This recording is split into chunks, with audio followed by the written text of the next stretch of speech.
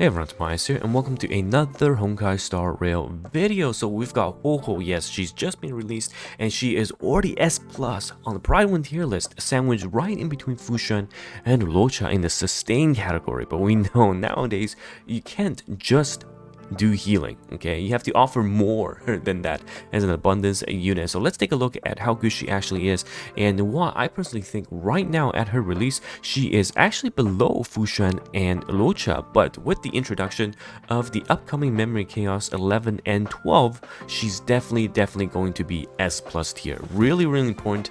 And before we dive any deeper, make sure you redeem these two new codes. Of course, we got two new codes, and one of which is going to be the new Soul series. So these ones you can only redeem any codes that start with the word soul once per account. So I think this is Grimrose and Vulcan. Of course, our good old friend also has his own code on his channel, so please do check them out. So let's take a look at Huohuo. And right now, again, she is on the S+ tier list because she offers a ton to the team. Okay, so her heal is basically nested in her two skills and talent kits, and the first one is a heal is going to be able to heal an ally single target and also restores HP for allies adjacent to the target. So we've got this blast radius heal, and it does heal very nicely, quite a lot, and it dispels also one buff on the target ally that you are going to be healing. And her talent is very similar to Fu Xuan's aura or divine, what's it called? Let's see, take a look. It's the Matrix of Prescience, and this one's called the Divine Provision. It lasts for 2 turns, and during the during this aura or Divine Provision, she is only going to be able to heal allies passively. Anytime the ally takes their turn or when they use their ultimate, they get a nice amount of healing. And also when it's triggered to heal an ally, it also dispels 1 debuff on that ally, and that you can trigger up to 6 times. So this is a very strong passive healing plus active on-demand healing just between the skill as well as the talent. Now in terms of the ultimate, now this is the part where I was mentioning nowadays you cannot only just heal. So this is an offensive support ultimate. Regenerate energy for all allies except Huohuo, equal to 20% of the maxed energy. So this is quite a significant amount, and also increases their attack by 40% for 2 turns. So not bad at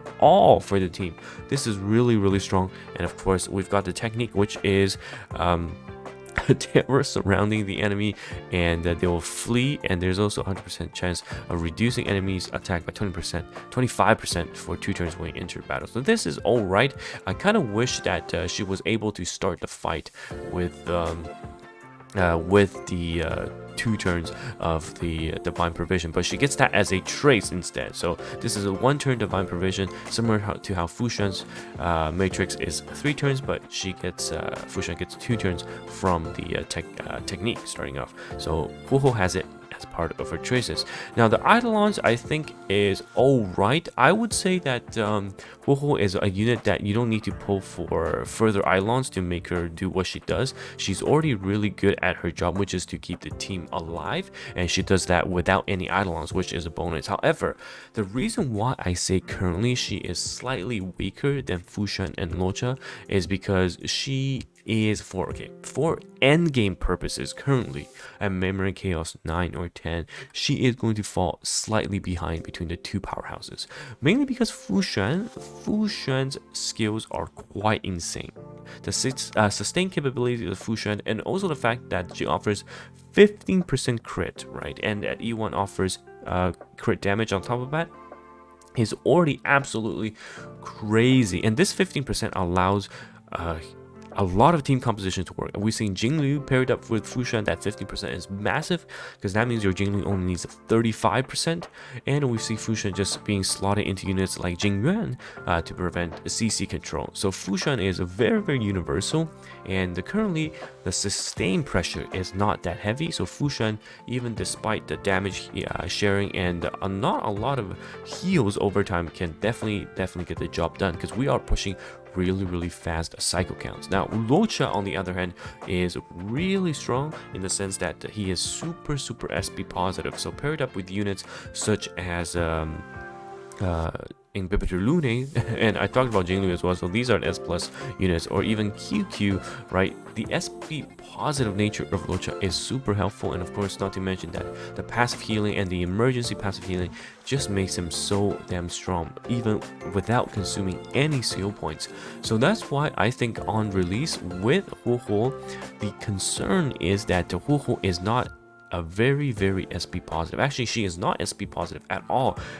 At most, she is SP neutral, because your rotation is either going to be one skill into 3 basic attack, or 2 skills into 2 basic attacks to get the rotations going. However, the problem with that is nowadays, you are running into SP issues, because if you're using the big hitting units, SP regeneration is going to be a problem. And as more and more people get units like Bronya, they either get them off banner or from the standard banner, your SP consumption is going to be quite high. Okay, so now the supports, not only do they offer more than just sustain, keeping your team alive, they have to offer offensive capabilities on top of the defensive ones, and also being an SP at least a neutral, if not positive. That's why I think at the current release, Huohuo is actually right below, just below Luocha as well as Fu Xuan. However,